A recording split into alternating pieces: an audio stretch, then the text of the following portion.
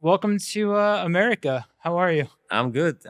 It's good to be back in the US. It's great to be back in LA. You're just here on vacation. I'm just here on vacation. That's Yeah, amazing. yeah. I love that. I would love to just take time to travel. Well, I guess I just went to Italy, but most of the time, we kind of said this before we hit record that most of the time when you're an artist, you travel. It's kind of works. It's always work related in some way. It is. Like It you is. want to come over here just say hi, and I'm like, no, we have to do a podcast. Hey everybody, welcome back to Clean Break, a podcast dealing with art and business, powered by Always Art. I'm your host, Matt Gondek. What happens with me? It's exactly what you were just saying. I travel constantly for work, and it's always for work, and it's super difficult for me to take time off and just to stop everything and just enjoy some downtime, some vacation time. Mm-hmm. And this year, I decided, well, this has to happen, right? So in Europe, like a lot of people just stop working in August. Like everything stops in August. So at one point, I'm like, okay, this is not like I'm trying to get in touch with suppliers, and back in the studio, we're trying to get things done, Yeah, and things were not happening because everyone is on vacation. I'm like, okay, so this year, this is what we're doing as well. We're this is a good stopping. time to stop. We're stopping. So yeah, this is exactly what happened, and I'm doing this 2 weeks off, and I just thought, you know what, I have a lot of friends in LA. I have a lot of friends in Miami, so I'm doing LA and Miami as a time off, as vacation. Yeah, And I texted you, hey Matt, I'm gonna be in LA, and then you say, well, let's do the podcast. I'm like, yeah. let's do the podcast. Yeah. I was in Europe all of July, and now we're back. So America doesn't really take big long breaks like that. Like I think we're one of the countries that has the least paid time off. If you have like a normal 9 to 5, Right. it's just not in our nature to like take time off. And just recently, as I'm getting older, I'm like starting to like, well, my girlfriend's forcing me, I guess, in a good way, like actually like relax a little bit. You're from Portugal. Yep. I cannot pronounce the name of the place. How do you say it? Portugal or well, Portugal, you pronounce it I can say Portugal perfectly. really well, but where you're from in Portugal? I am from Cascais, which is 20-25 kilometers. I know you don't use this. I'm so confused right now. I don't know, maybe like well, my conversion is also bad. So let's say if you drive, it's like a 25-minute drive from Lisbon. Okay, right So on. Easy. super Okay. close to Lisbon. Yeah. Yeah. I do all of my kilometer in my head because we have 5Ks here, like 5 kilometer runs. Right. And I know that 5 kilometers is just over 3 miles. There you go. So every time I hear kilometer, that's the math in my head. How is being an artist in Portugal? How's the art scene? How's it work there? Well, one of the things that I have to say, which is for such a small country, we do have quite a lot of good quality. Mm-hmm. I want to say this. This is just something that I feel that it's just the reality of it. Well, personally, I have been, I want to say, blessed because I get to do, I want to say like 90% of my work is international. It's not in Portugal. Mm-hmm. So that just makes the spectrum of the work that I do much more broader, right? Yeah. I have the opportunity to work in different countries with different clients, with different galleries. Since I would want to say like 2016, I've been having quite a lot of projects in the US as well, which is it's a fantastic market. The clients are amazing, and I really do love working in the US. It's a fact. I'm not just being polite here. But Portugal, it is a small country. It is. It's not a wealthy country. The budgets and the available money for projects, it's not as interesting as it could be. Okay. I want to say this very politely. You can say whatever you want here, but I get No, it. I'm just trying to be very, very correct here. But it is, and luckily I have this opportunity to work internationally quite a lot. To be honest, if I had my work just happen in Portugal, it's not easy. It's Yeah. not easy. Small country, small audience. Yeah. But my three main audiences where my amazing collectors are is Portugal, France, and US. Okay. So this way my market is larger, it's broader, right? Quite a few collectors also in the UK, Germany. Never really got into Asia, Got it. but this just to say, it's an amazing opportunity, and I feel so blessed again, just to have this opportunity to work more internationally, way more than in Portugal, right? Got it. Got it.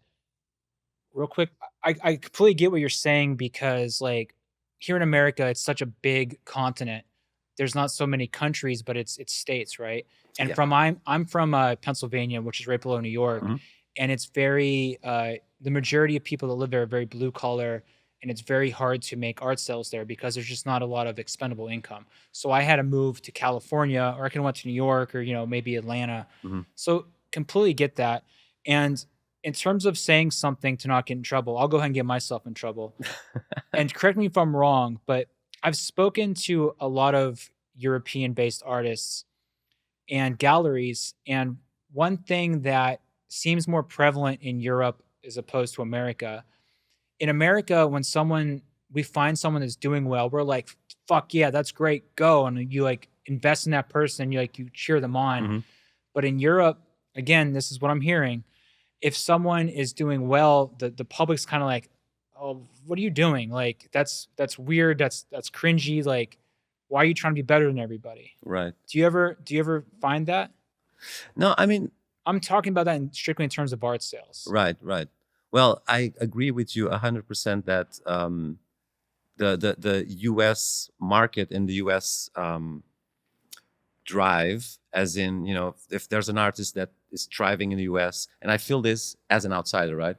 And this is the perspective of an outsider, but I can understand your perspective as being from the US. So I feel it, and I'm not from America, which is, I came here once, I came here twice, and then all of a sudden I have all these new projects starting to come in, like, and requests to work here and work there, always in the US. So I feel the cheer that you're talking about. Like, okay, this guy has been coming like all the way from across across the sea from Europe. He comes here, he does this mural, he does this show, he does this project, and he gets it done. Yeah. He gets it done in a good, efficient way, quick, and it works, and everything fits into place.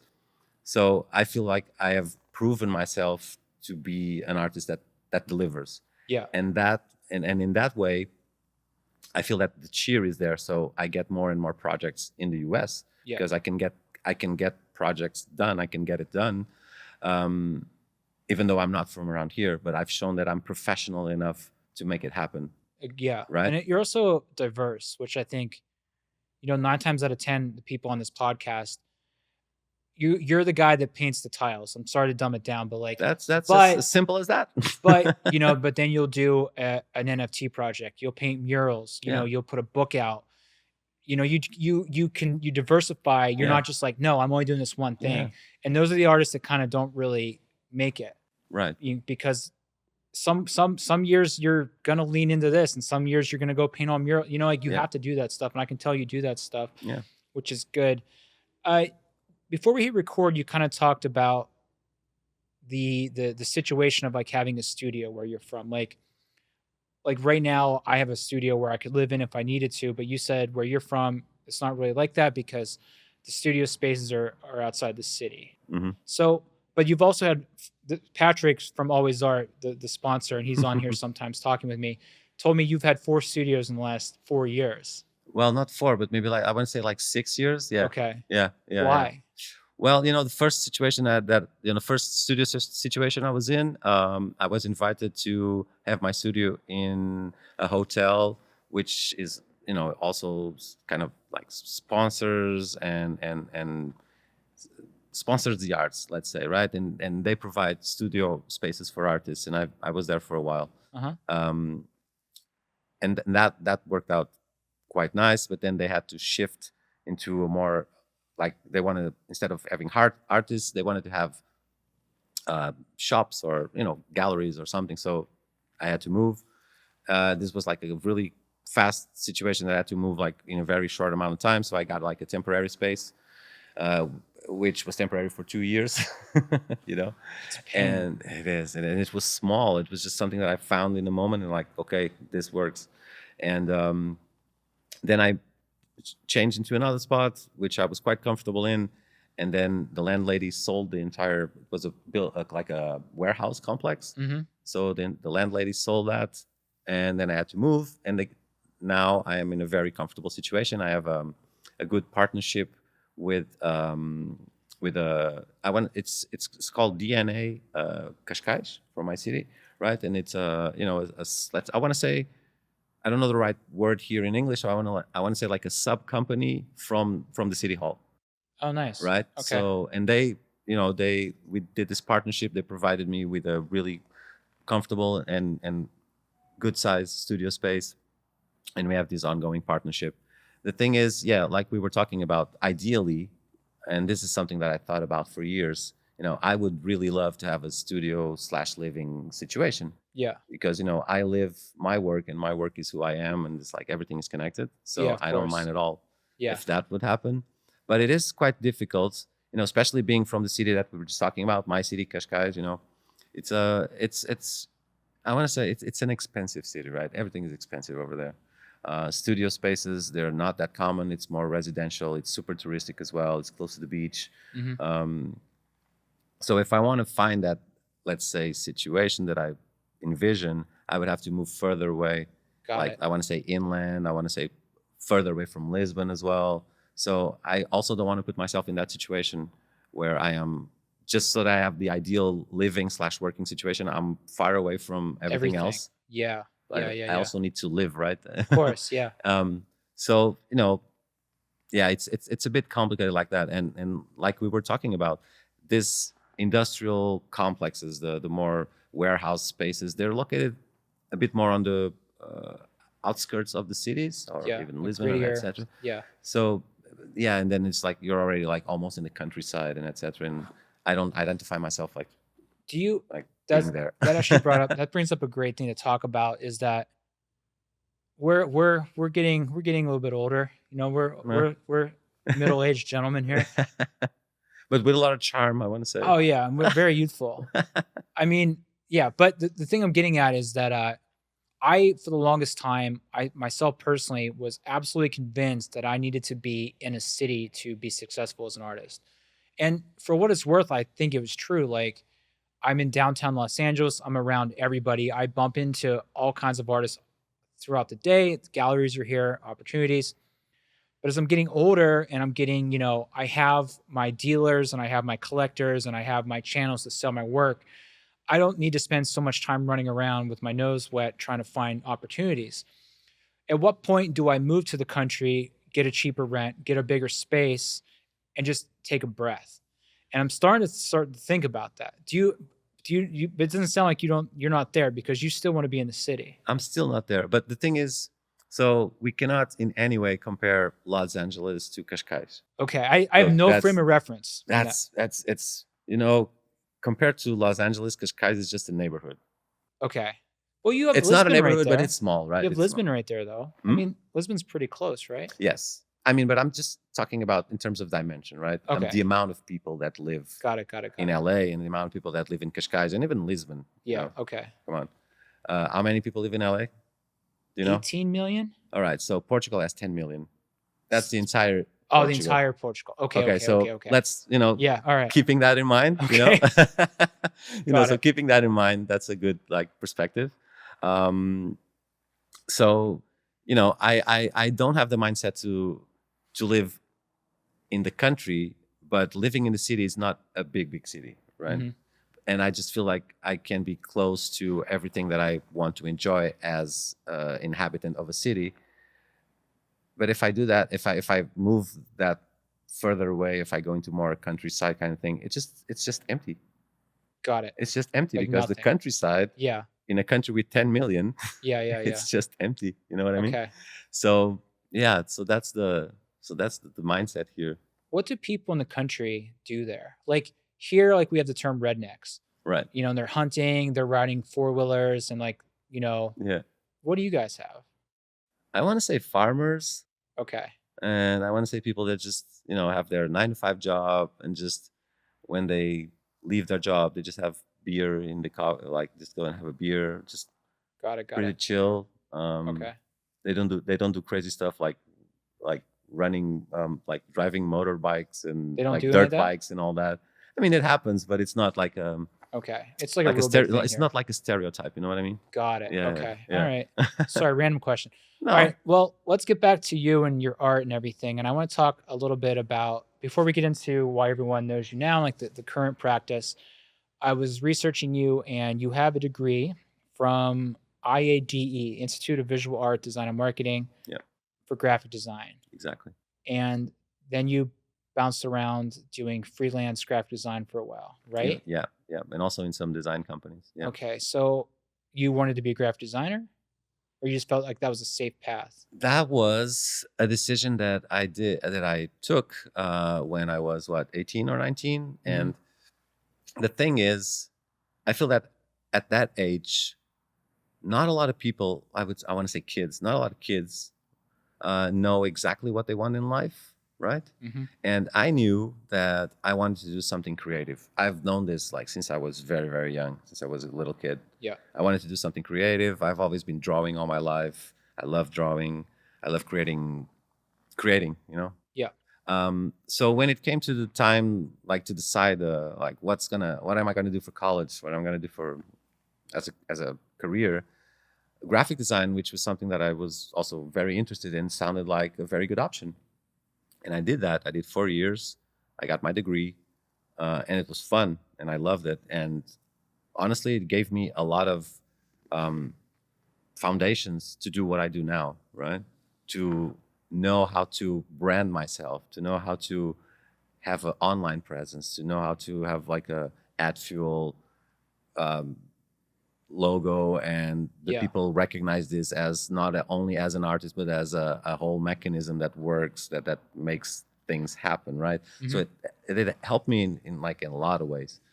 But to be honest, I was not that happy while I was working as a graphic designer. The hours are long, the pay is not that good. Yeah. um, and since I've always been drawing, I've always been creating this very personal universes with all these creatures, and something that comes from all these influences that I have, from Japanese animation to US animation to American animation and all that, and from sci-fi movies and all these things. So I created this world, and at one point I was like, well, I thought, how can I make a living out of this? And all of this put together, also with the thing that I did graffiti when I was young. I was not afraid of approaching a wall. I was always very curious about techniques, stencils, and using spray cans, using rollers and brushes and all this.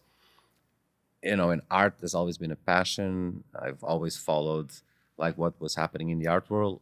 uh, and so I was like, okay, I'm gonna stop with all the graphic design kind of thing and just try to do more illustration work. So I put graphic design on the side, started to do more illustration and art as well. Okay. And then art started to gain a very big, big, big proportion. Yeah. And here we We have are. had we have identical backstories. Yeah, Drawing my entire life. I went to school for graphic design. I was working like 18 hours a day, making no money, and I I know the started doing feeling. art on the side, and eventually the artwork took over. Very similar. It's a great feeling, isn't it? Oh, it's the best. Yeah. Yeah, and you were the style of art you were doing back then was more like slimy little characters and stuff, right? It Yeah. wasn't like tile work that you do No, no, now. no, no, no, no. I was doing, so as I mentioned, I created all these universes, right? All these creatures, all these, I want to say like a family of creatures, right? Because they all seem like they can be together and living on the same planet. Mhm. Um, and those were the main focus of my work, right? Big creatures, smaller creatures, some of them deconstructed, like you do as well. Some slimy elements, all of this. I believe we might have some very, very similar influences. You know Yeah, what I I mean? was looking at I wrote down like video games, sci-fi, designer toys, Yeah. video games. Video That was games my again. entire Yeah, childhood. yeah, yeah, exactly. Yeah, yeah, Cartoons, all of this. yeah. So yeah, and that was, and I did that for a while. Mainly as illustration. I did some very cool graphics for Nike. You know, I've done some projects with Nike. I've worked with Red Bull before. I've worked with MTV back in the days. You know, all of this with not the tiles. Yeah. All of this just with the creatures and all of, you know, with my style at the And time. I bet that time you're like, I'm gonna make it. Like I'm gonna get so famous from this MTV job. And then you That- get that paid crossed my mind. a Yeah, little bit of yeah, money, but yeah. like it just goes nowhere, man. Yep. Graphic designer. I did Yeah. all that shit, man. Yeah. And and the thing was, I don't know if I'm like moving ahead here. Maybe you wanna move into the tile. We're gonna get there so Okay. soon, but go ahead. Okay. That way I won't have to do it. Yeah. So, and then, you know, at one point I had all of this. So I'm going to put it another word here. I had all this catalog. Let's say it's a catalog, like all of these creatures and etc. And like I was drawing them all the time. So I had all these visuals, identical visuals. And then the project came up, my city, Cascais, you know, and they wanted to cover the entire facade of the train station at the time. And this was 2008. I'm not sure. It's like a long time ago, 14 years ago. I don't know, just do the math. I don't know. And my thought process was, okay, so I have this work. I've been working on this graphics and all of these characters for such a long time now. And for the first time ever, I'm doing something in my city. How can I translate my work? How can I put my work in a way, apply my work in a way that identifies myself as being from this city or as being Portuguese? And it was like a very rational decision. We have a lot of tile facades with buildings with tiles like on them, on the facades, right? Yeah. And this was a project that was going to go on a building as well. And I kind of put two and two together, like, okay, so if I put all of these characters that I've developed through the years, if I put them in a way that it kind of resembles a tile and it creates a pattern, this will easily go into a wall, to this train station wall, and it might look like a tile pattern. Yeah. And that just like, I did some tests. I did a lot of sketching. Like, this could be a thing. Yeah. You know? Like, it probably took off pretty. It was a click. Yeah, and then it clicked. Like, oh, I'm loving this. Yeah. You know. Yeah. Same thing happened to me. We'll get to that. So you live in your world, so you don't understand that the rest of the world doesn't realize that like Portugal is like the tile place, like the blue tiles. Yeah. Azulejo. Yeah. Azulejo. That's the term. Yes. So for everyone listening, I wrote some stuff down. I mean, we're gonna now that we're doing a video, we can put some of your work up here. But basically, it's a form of Spanish and Portuguese painted tin glazed ceramic tile work. And these tiles are on interiors, exteriors of churches, palaces, houses, schools, restaurants, bars. It's pretty popular where you are. It's everywhere. And they got started because they would put them on these places because it's a way to kind of temperature control the building, because these things reflect heat. They keep out moisture. So it's pretty common where you're from. So like you found a way to really, I'm from here.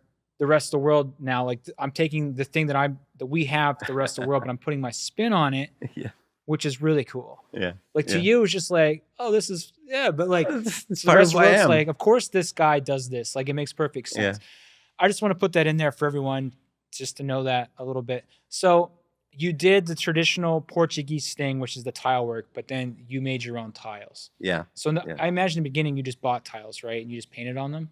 So yeah, so that project that I was talking about with the train station, that happened, and that was a big printed canvas. It wasn't painted; it was just a printed canvas, right? And that just clicked on me so much that I wasn't even thinking about doing murals or doing just doing muralism or public art or whatever. I just got into the studio and I started to research, about ways. What's the way here? What's the path here to put my work on a tile? So I started to create tiles first. You made the tiles yourself? Well, I bought tiles. Got it. Okay. Unglazed tiles. I started doing tests because everything I know about tiles and tile painting, everything is self-taught. I never did a course on that.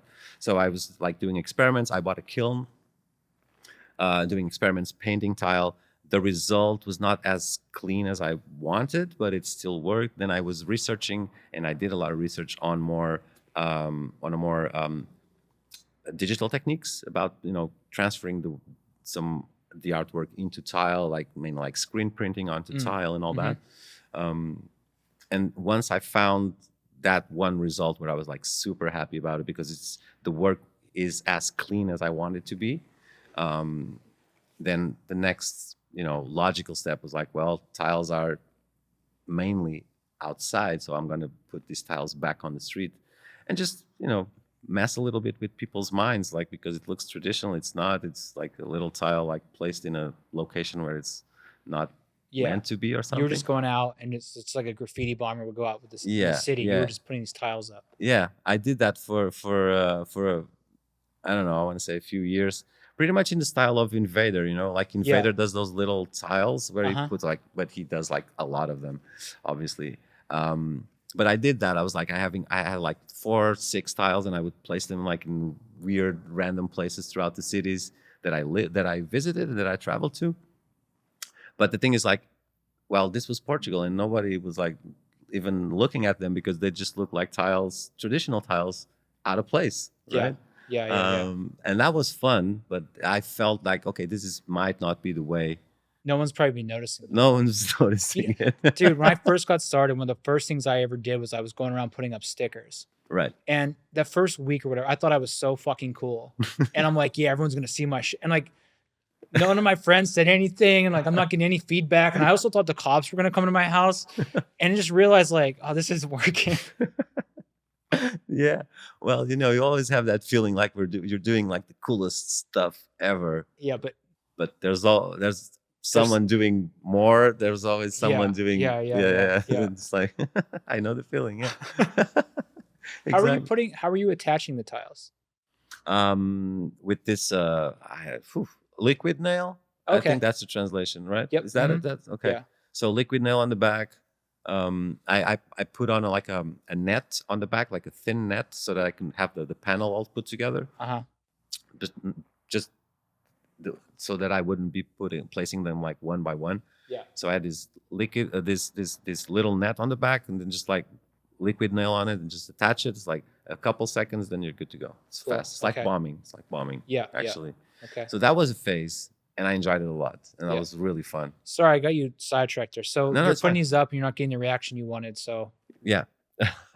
Sorry about that. No, it's fine. It's all part of the path, right? Mm-hmm.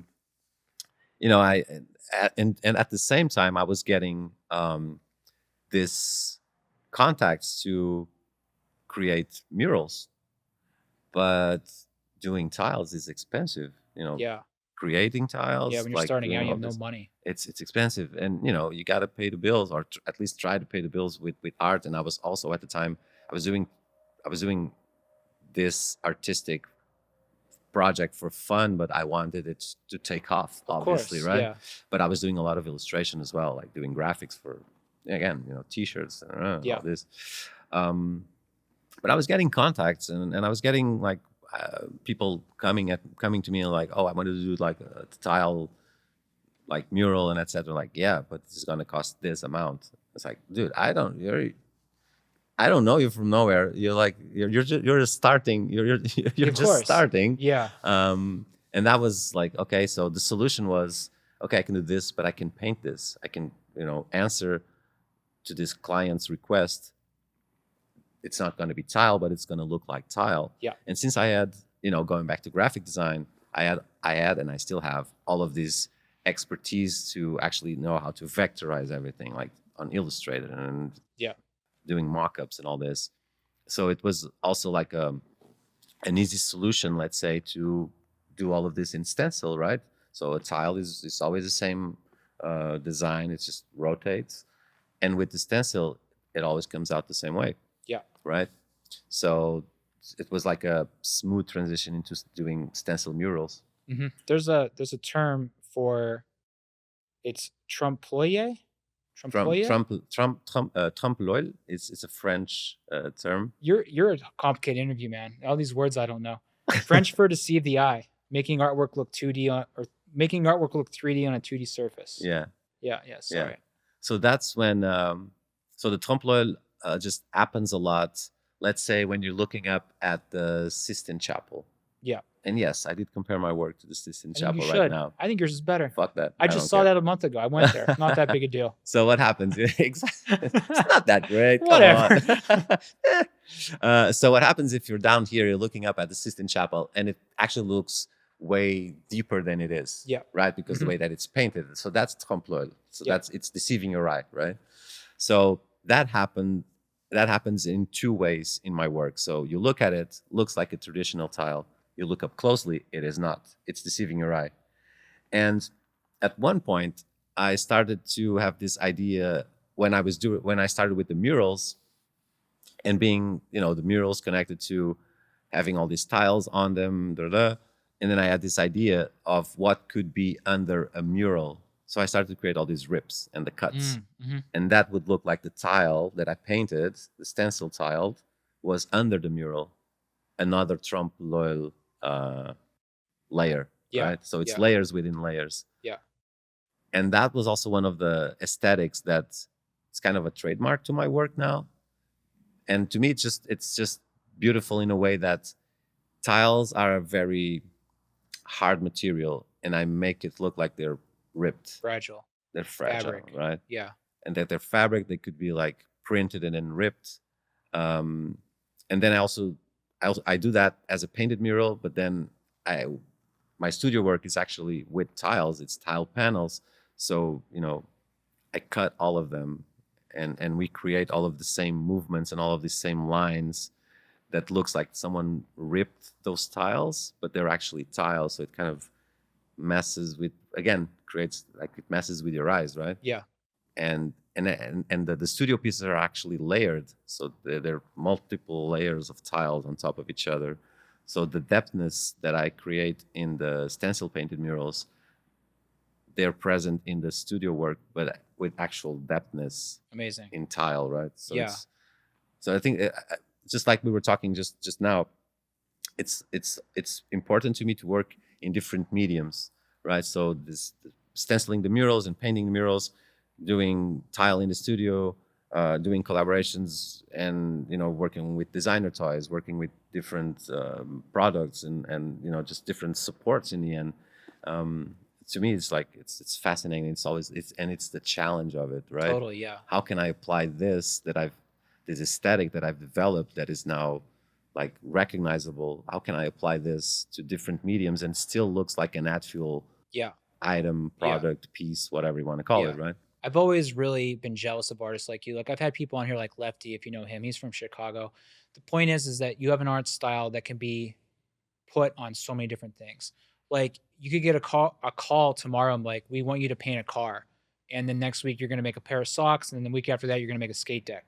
You're probably like, cool, no problem. Like I have a hard time. Like I've been asked to paint a car. I'm like, oh, what character do you want? You know what I mean? Like it just doesn't work. Yeah. I'm so jealous of that. That's great that you can do that like that.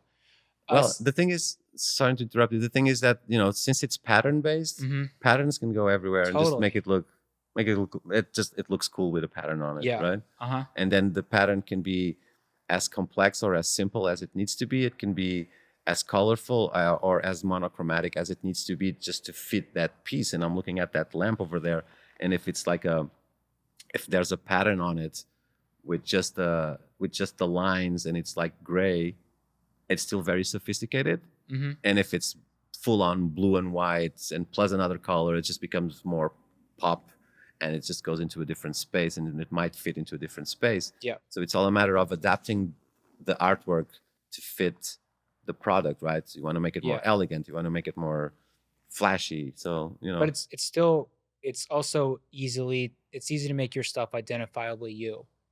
Like we were looking at a painting I made before we hit record, and like we were talking about the challenges of making work look like yours, but because you use the repetition and the stencils and the tile work, it's yours, which is pretty cool too. Well, thank you. Yeah, I don't know what to say. I don't know what to say. No, Thank you you. don't have to say anything. I'm just giving you some compliments there. Oh, thanks, man. What was the first time that you got paid to actually make a mural with the tiles? Like, what was that like? Like, I'm sure you probably pitched it a couple times, so if someone's like, "Okay, I'll pay for that." Um, Let me think. So this might have been in a city like north of Portugal with probably like a 500 euro budget or something like that, and I Mhm. was like fucking excited to do it. How much does one tile cost? I don't know. I was saying just actual tile or painted or spray Actual painted. tile. Oh, actual tile. Yeah. So actual tile, not that long ago, because Really? compared to the amount of years that I've been working Yeah. as an artist, Yeah. um, the first I went. This might have been probably 7 or 8 years ago, Okay. and I've been working for 14 years. Yeah. Okay. So like I went Half. halfway through it. Uh-huh. Uh, and just tile production on that was like almost 10K. Got it. Because So they have to buy well, you're making your tiles, and then you're painting on them. yeah, Do you for charge per tile? Sorry, I have so many questions. Do you charge per tile? no, it's for mural. It's for entire.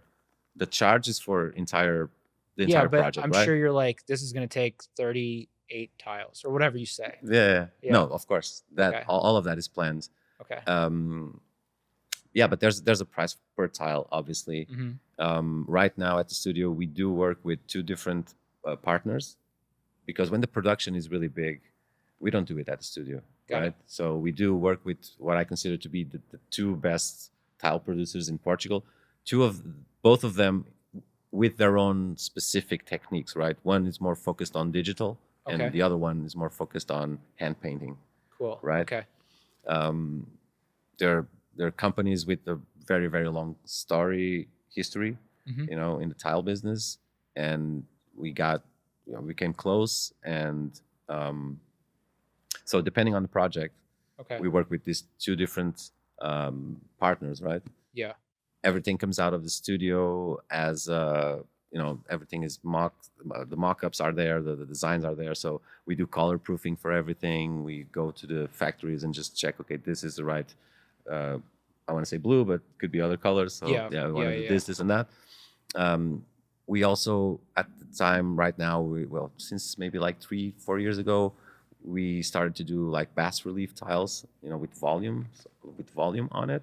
So it's not flat tiles; they have volume. Got it. Okay. So Yeah. and this is another thing.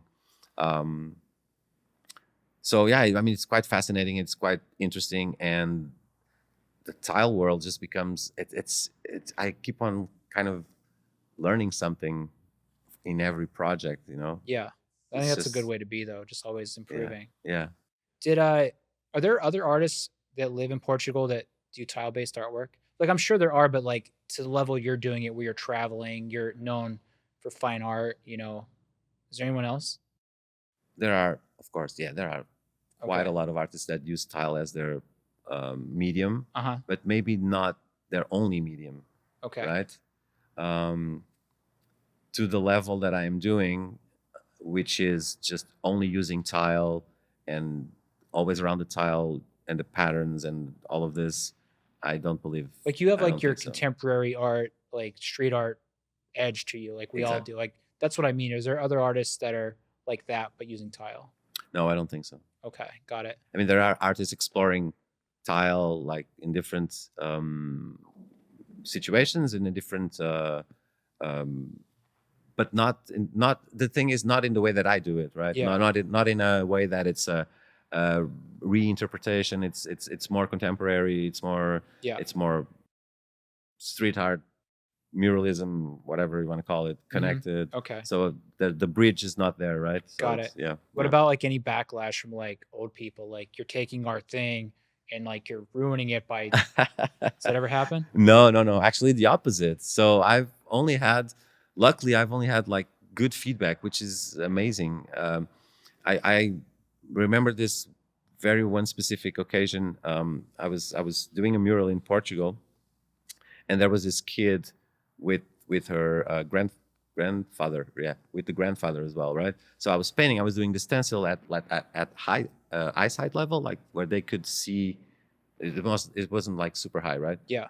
So the kid goes. I finished the stencil. They're just looking at what I'm doing, and there's already like a bit of stencil around it, so it looks like tile panel, like, right? Uh-huh. So I take out the final layer of the stencil, and the kid goes like, well, I like that little monster over there. That's cool. Uh-huh. So that's feedback number one from like a small kid. Yeah. And then the grandfather says, oh, I like the way that this looks like a beautiful tile panel. Feedback number two, Yeah. right? Best of both worlds. Both worlds. Yeah. There you go. Amazing. And this was like a story that stick to me. I was like, okay, mission accomplished. It's done. That's great. Yeah. The worst feedback I ever got, well, I've gotten a lot. I get to come up with your own ideas, group off cause. But the worst one, I was painting a mural in Paris, and this old couple came up and they spoke English. They're like, "Why are you painting this here?" They're like, "Our lives are hard enough, and you come to our town, you paint this death." And who are you? You paint what? This death? Death, because I paint people deconstructing so they look like they're dead. It was like Got Charlie it. Brown, Yeah, Peanut, yeah. Snoopy. Okay. So you see the skull, and And I was yeah, like, yeah. I'm sorry, it's not supposed to be they're dying. And he's like, our lives are hard enough here. And you come over here to our country. It's like, fuck, I'm sorry. So that's good that you get good feedback, man. I think like you're doing such a creative, unique thing too. Like you show up at a mural festival and like you're putting tiles up. Like no one else is doing that, Yeah, I think that like the medium is it's different, right? It's Yeah. like there's like most artists will go into a festival or do a project and they're using paint. Nothing against that. It's all Yeah, good. yeah. It's art. You're supposed to use paint. But then the fact that it's tile, it's not common at all, right? Yeah, So it's that's not. I think that's I want to use the word. That's the gist of it. Am I using it correctly? I don't know. Yeah, you are, yeah. You English are. is not my main language, so You're doing amazing. You speak it better than I do. thank you. Was the symmetry hard in the beginning? Like I get the fact that you can sit in a controlled environment and paint these in your studio, but then you take them to a wall and walls have bumps and there's brick.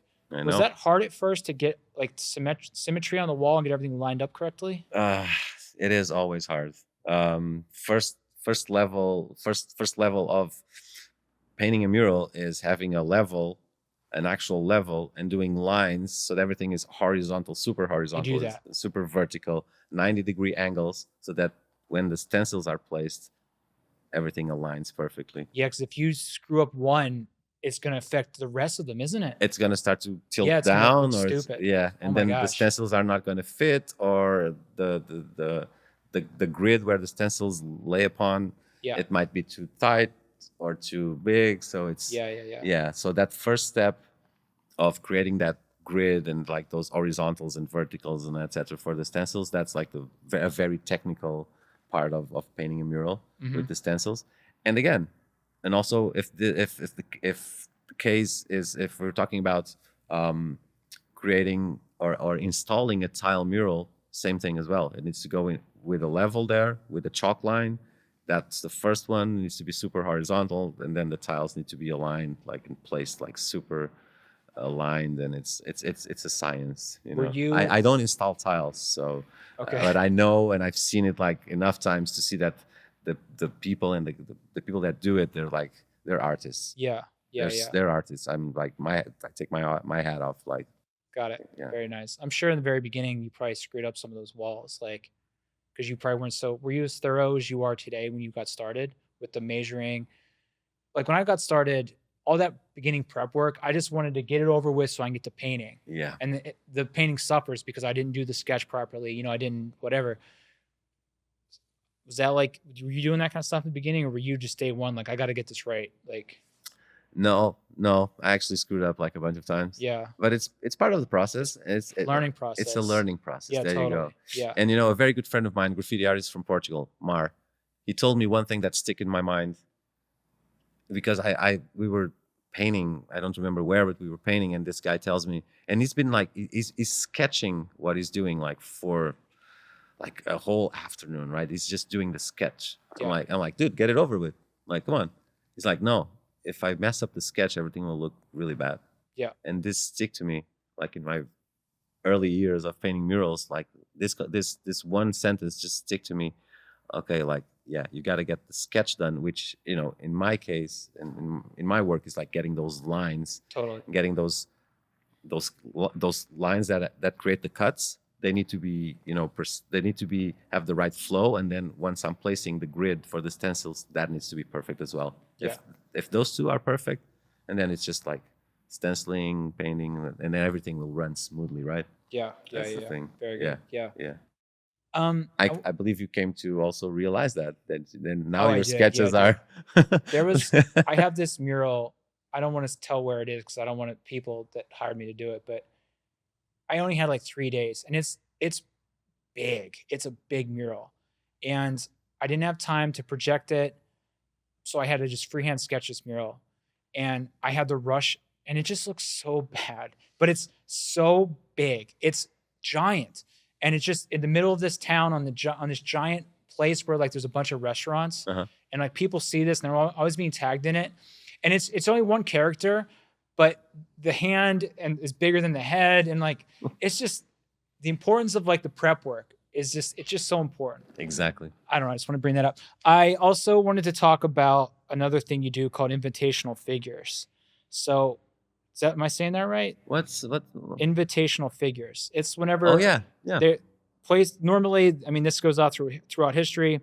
Placed at the entrance of a palace or nobleman's house to make the guests feel welcome. Yeah. So to dumb it down for everyone listening, you have your intricate add fuel patterns, but then there's a really big character that kind of that overflows onto several of the tiles. It's this big character over top the intricacy. Yeah. That's like a thing from where you're from. Yeah, so the invitational figures, or for my Portuguese-speaking listeners out there, figuras de convite. That's Portuguese. How do you say it? Figuras de convite. Of course. Of Okay. Yeah, of course. Totally. Yeah. Exactly like you said, this in a lot of like noblemen houses, palaces, and etc. There's like a figure with a pose. Usually, one of the hands is stretched out, so like come on in, like you're welcome, like this. So this was an inspiration for me to just so that I could add something to my work, into my murals and to my pieces, where it's just not like a bunch of pattern and pattern and pattern, right? So I wanted to create like something more figurative. This, in a way, just slightly going back to my origins as an illustrator and as creating these characters and all these elements. Like I wanted to enhance one of them, make it bigger, right? Some of them actually do look a bit more like the invitational figures. Like there's like there's a hand in there, there's a pose, right? And the other aspect of it is just like blowing up like one of the patterns, just make it bigger and just make it more like figurative on one section of that mural, and then just pattern again. Give like people like somewhere to rest their eye. Yeah. Just like playing with scale, right? In a way, people get to see the pattern in a bit more detail, and they get to see the details inside the pattern because it's blown up, it's really big. Yeah. And then they get to see how that pattern works just like repeatedly, right? Yeah, of course. So yeah, that was an inspiration for me, and I kind of then shifted into another direction. Like, okay, this could be like a path where I can, base my work on, because in a way, most of these invitational figures, they're placed within the background of them is usually a pattern as well, right? Yeah. Let's say like a stripe on the wall, and then the figure just pops out. So I took this aesthetic as an inspiration, and just like kind of reinvented it again. I mean, I'm kind of reinventing, like, it's like I don't know if this is the right expression, reinventing, but kind of makes sense. Yeah, no, I think it's good. Yeah.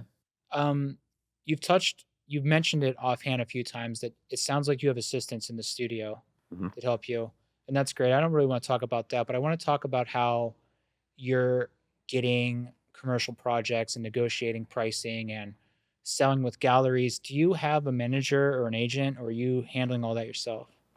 Yes. Yes to what? I want to say yes. No.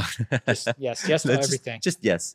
So at the studio, I'm okay talking about this. No problem at all. So at the studio, right now we're four, me plus 3 other people. I have a project manager that does all the managing of all the projects, hence the name.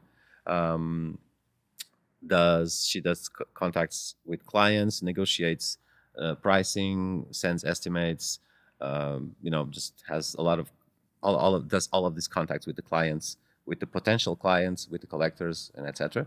Also with the galleries, and coordinates. If we're doing a show, she coordinates like shipping and all this, all of the logistics. So she does manage, and I love the fact that she does this, because it was taking so much of my Oh time yeah, it's when a I was lot. working alone, right? Yeah. And I have a graphic designer / illustrator working with me, which helps me a lot with just on that middle section of the work where I sketch, and then she helps me out with just moving it like a step further, let's say, with creating the main lines, and then I'll pick up on that work again and finalize it. Yeah. It's no secret at all. I mean, no artist can do like a lot of work by himself. And No, I you agree. know what I It's mean? always so frustrating. Like a fresh artist will like, they'll hear like I have an assistant, or like you have like yeah, of course we have assistants. Like this is a business. This Like is a business. you don't walk into a restaurant and assume there's one guy in the back doing everything. You know what I Yeah. mean? And then they'll come to the table and put the food in there Yeah, as well, yeah, yeah. right? Then you pay the chef. Yeah, I mean, Yeah. like you don't have to like. It's common Yeah. practice. Yeah. I just want to know like how your system is running a little bit. So yeah, so these two people plus my studio assistant, which also travels with me for murals, Hmm. and also my designer, she has like a graffiti background and etc. So she's very comfortable with doing stencils and painting walls as well. So Yeah. she's going to start to travel with us more, depending on the projects, right? Mhm. So this is the main core structure, 4 of us, and then we work on a very regular basis with an architect, Okay. because we do need an architect to do all of these tile installations. We need to know exact measurements. And he does really provide very, very insightful opinions and ideas about how can we do this installation. How should we do like just this wall, or then the wall just kind of goes into this one as well, and then we can do a cut, or then we can apply it a little bit, just goes a bit to the ceiling. So he knows, and he has that architectural eye, where sometimes it might it might skip. I might not notice it because I have an artistic eye, Yeah. but he has the architectural eye, and that helps a lot in a tile installation, because Absolutely. it's It an has to exist in the architectural. real world. Yeah, it's an architectural element. Yeah. Tiles are architectural, and he's not part of the team. He has his own architectural firm, but he's like every project is with this one architect, which and then we became friends. It just happens, right? It's course. amazing. Yeah. And then there's another collaborator working with us, freelancer for NFT animation, video mapping, and all that. Mhm. So I don't do motion. I love when my work becomes animated. It's just so much fun. Yeah. I don't do that. I don't do that. I don't know how to do it. So this guy is just amazing. It's like perfect, and it works 3D, and it works with. Yeah. Yeah. Yeah. Yeah. Whenever NFT has really exploded, I did take the time to learn After Effects, Mhm. and I was learning how to do like basic animation. Yeah. That's where I stopped. I was going to start trying to figure out how to do 3D, and I was like, I'll just hire somebody. Yeah. It's a lot. Hey, the thing is, I mean, I'm sure you'll agree with me. I mean, there's only so much we as artists can do, right? Totally. And there's only so much that we can learn. Yeah. And there's only so much that we can focus our time on, but we can delegate, Totally. and that's okay. Yeah. And for me personally, it's been a journey, because I am quite a control freak. Mhm. I'm very perfectionist. I like to know what's happening and like control every little aspect of every project. Yeah. But throughout the years, I've been learning how to delegate more and more and more. Yeah. Just but it's essential, or It else absolutely is. you just stop. You don't grow. No, you're right. And it's something that's not really talked about a lot in the art world, because like we're all like, most of us are of a certain type of way. Like we're artists for a reason. But then we're thrust in these positions where we run a business and we have employees. And like me too, man. Like when I got started, my whole thing was like when I first started hiring people, my management style was like, we're gonna be best friends. And I was going out getting drunk with them. I was telling them like private things, and it didn't work because we were getting too close. So when I had to like be a boss or like drop a hammer, it was like, shut up, Matt. Like because there was no authority there, and I learned that you have to you kind of fall into like a management style that works for you, Right. but like you also have to learn how to be a boss and like Yeah. delegate, not control every little thing, Hmm. and it's a lot, you Yeah. know. It's and these Yeah. are things I never would have thought about when I got started painting. Like I just wanted to paint, but these things happen. These things happen, and to me personally, I never had the goal to, you know, have this. Well, I had the goal to be an artist, yes, but I never had the goal to be a company or to be a full running a studio running with a bunch of people and just. It's never I the never goal in the had that goal. beginning. Yeah, it's not the goal in the beginning. No, it's not. But it's either adapt or die. Yeah, totally. So So scale or fail. there you go. There's a really good book that we've had. My friend Michael Brandrup, he's an artist. He's been on here, but he recommended this book, Scale or Fail, and it's literally that. Like you can only do so much yourself. Yeah, exactly. Yeah. Exactly. You're absolutely right. And and now my goal is always to be able to give the correct response and to be able to give the correct um, time and commitment to each project. And now I have the mindset, not now, but I and I have the mindset that if I cannot do this, more people come in. Yeah. Let's do it. Yeah. Yeah. Because I want to do more projects. I want to, do better projects, and I want to do bigger projects. And well, it's no shame. I'm ambitious. Yeah. No, I think it's great, man. Yeah, it's very good. Uh, the last overall topic thing I want to talk about is on this podcast. It's really geared towards like helping younger artists. And like, I always talk about networking and like meeting other artists, talking to galleries, going to shows. Right. And I barely know you, but it seems like you do that. I mean, you're here. Like I met you one time and then you text me You're to right. come over here. Like you obviously network is important to you. And like you show at Shepherd Ferry's gallery. I'm sure there was something there. Patrick told me that you're friends with the artist Vils, and Yeah. Vils had one of his big collectors in Portugal, and he called you to show this guy around. That collector became your collector. Never would have happened if you didn't know Vils somehow. You know what I mean? So like, Yeah. any advice to someone listening, like how important it is to you to just network and like meet other artists and go out and just be present. Well, you're right. You're right. I want to, and I am agreeing with you in everything you said. But what I'm doing is I do this like naturally. Yeah. I don't do it as I don't have this second how do you call it, like hidden intentions. Yeah. I don't look. I didn't very honestly when I texted you like, hey Matt, I'm going to be in LA. Yeah. The goal was like, you want to let's grab a drink, or I want to check out your studio. Yeah. Yeah. And this happened, and we're doing this, Yeah. right? So Sorry, I didn't mean it like you have this underlying thing when you meet people. I say that because like I'm by nature I'm very, very shy. Like Uh-huh. I find it very hard to talk to people, but I force myself to because I want to be this artist, this thing. right. That's all Right. I'm getting at. Yeah, yeah. No, of course. And but my thing is like, and my advice to younger artists that they want to start to have their work out there and they want to start working and just build something, in terms of networking, there's two types of people. Some of them are more outgoing, some of them are not, right? Yeah. And if you're outgoing, you're naturally going to connect with people, I would say. Mm-hmm. But keep it honest always. Keep it honest. Just be yourself. I know this sounds like a very cliche advice, but it's just, it is what it is. And the other side of it, like you just mentioned, you're a bit more shy, but you know what you have to do. And this is also my advice. Like you just gave this advice, and you're absolutely right. Yeah. It's super important to network. It's super important to get to know people.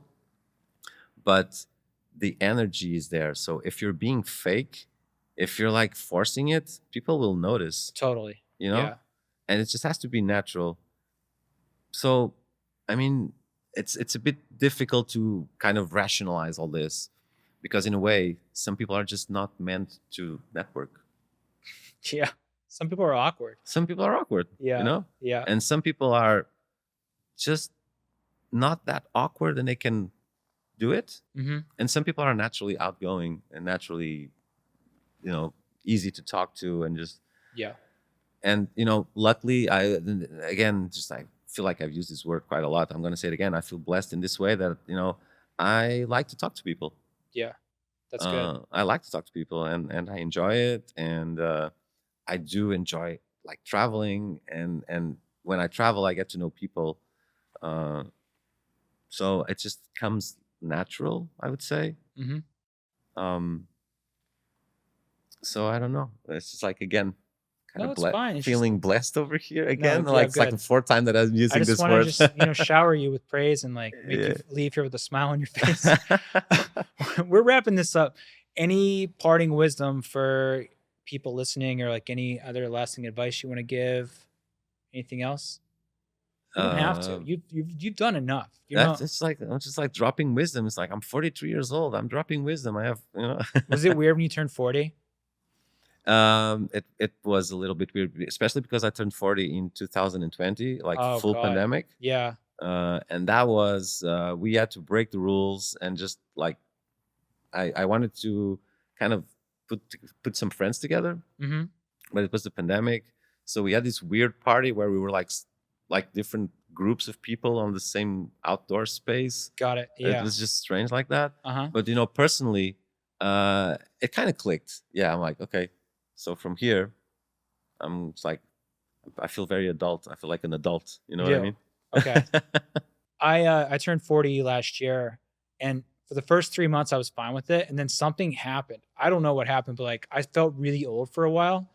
And I'm also now getting to the point where like I starting to like have problems with young 20-year-old people.